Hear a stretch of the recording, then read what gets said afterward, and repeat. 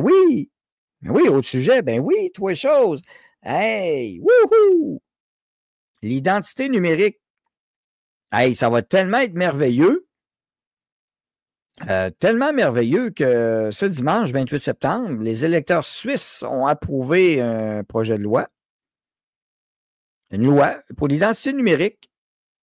Alors, par référendum, projet de carte d'identité électronique facultative, faut-il le dire, ça c'est en Suisse, 50,4 des voix. 50,4 des voix. Donc, 49,6 contre. Un résultat serré. Mais regardez bien, contrairement au sondage, hein, on prévoyait jusqu'à 60 de soutien. Ah, non, finalement, c'était 50 Ah, OK. Alors, préoccupation persistante en matière de confidentialité en Suisse, un pays qui a une forte tradition de protection des données personnelles. Hey, ils viennent-tu de rentrer une brèche en Suisse, pas à peu près?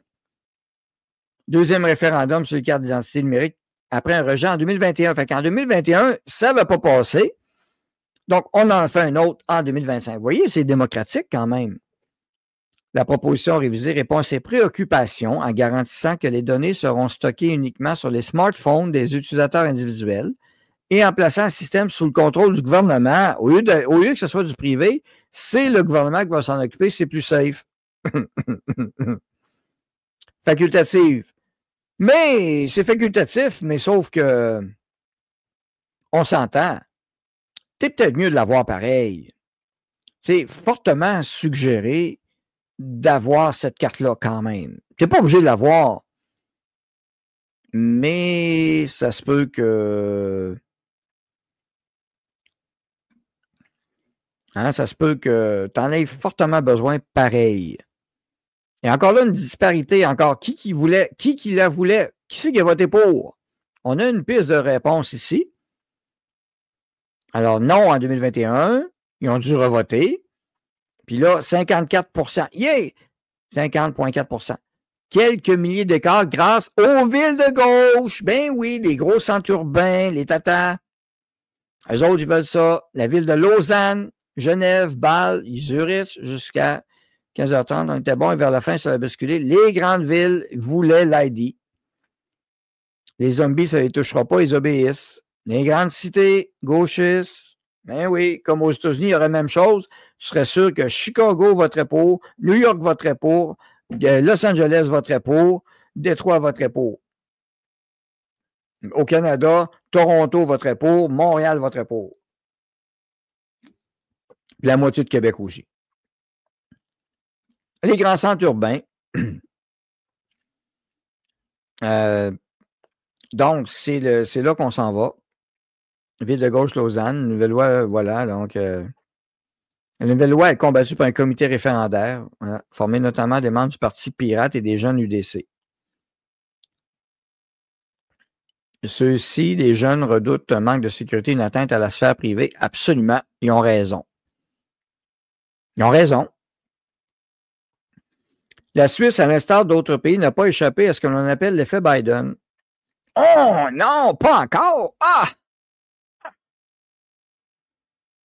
2020-2024, mais ça n'a pas marché l'effet Biden en 2024, c'est juste ça l'affaire. Tu sais. Ouais.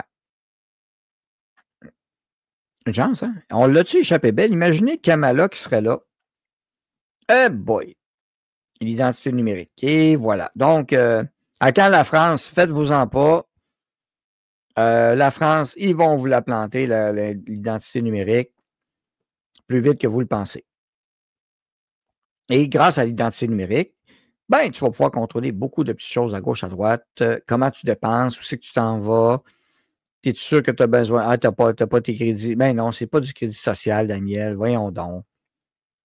C'est bon pour la santé du monde. C'est pour ça qu'on a Stammer qui fait pareil au Royaume-Uni. Stammer, l'identité aussi. Ah oui, le fils de Tony Blair, c'est lui qui va s'occuper, qui a une compagnie informatique par hasard qui va s'occuper de ça. C'est lui qui va s'en occuper. Ça donne de même, là.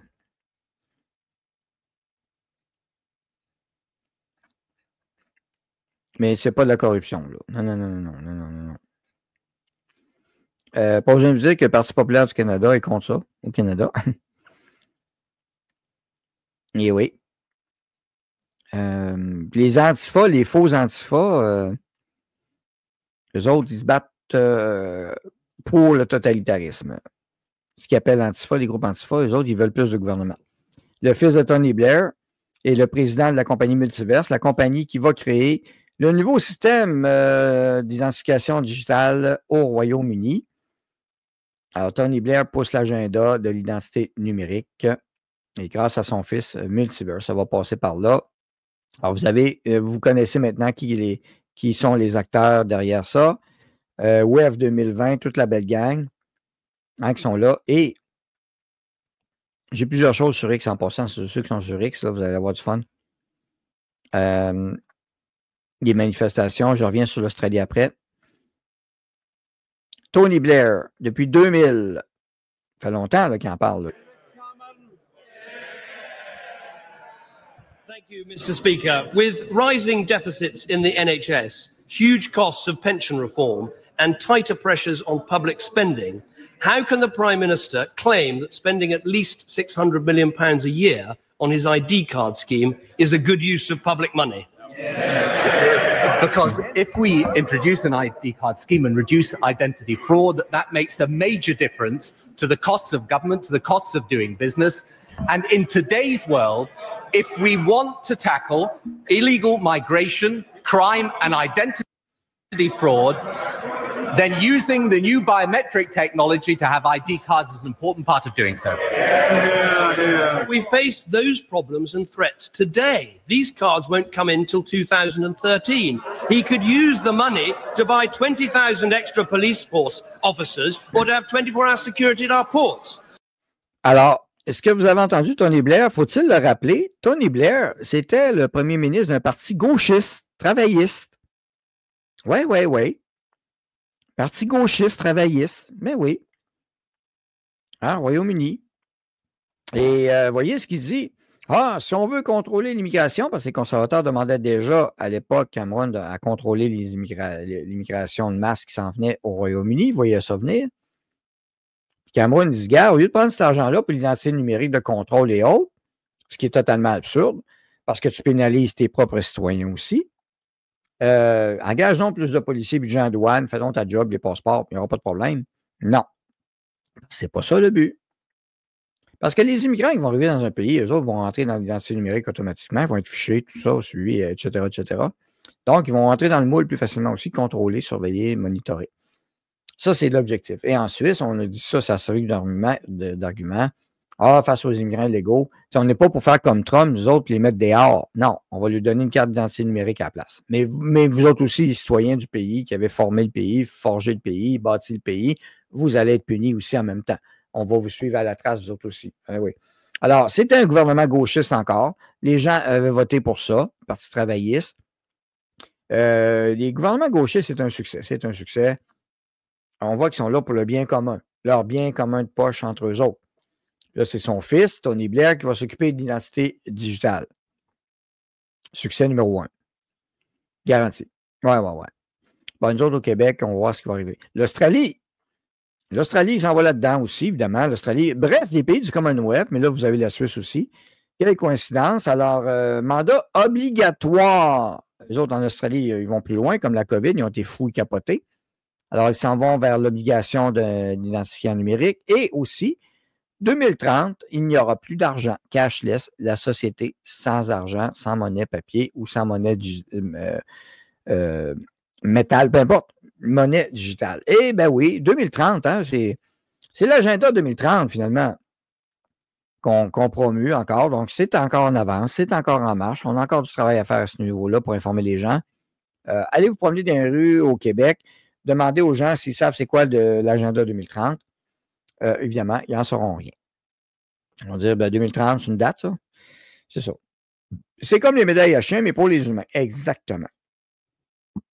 Donc, oui, Maxime Bernier, suivez-le, puis moi aussi au Parti populaire du Québec et autres. Et évidemment, je combats le... Je ne suis pas pour avoir une identification numérique, mais c'est différent de l'identifiant numérique. tout le temps. Si les États-Unis refusent la monnaie numérique, ils sont maintenant en Europe. Les États-Unis s'en vont vers une monnaie numérique aussi, mais différente et basée sur les vraies valeurs, l'or et autres, et leur monnaie à eux, quand même. Les États-Unis, ils ne prendront pas la monnaie digitale mondiale. Non, non, non, non, non, non. Et il va y avoir une transition tranquillement, pas vite. Mais au Canada, nous autres, ça va être différent un petit peu. Et l'argument qui a été servi aussi par Tony Blair, je l'ai entendu dans des radios dites de droite à Québec et autres, qui disent « Ah, le numérique, c'est bon, puis tout ça, on va sauver des coûts, on va sauver des frais. » C'est le même argument de marde. Tu ne sauveras rien.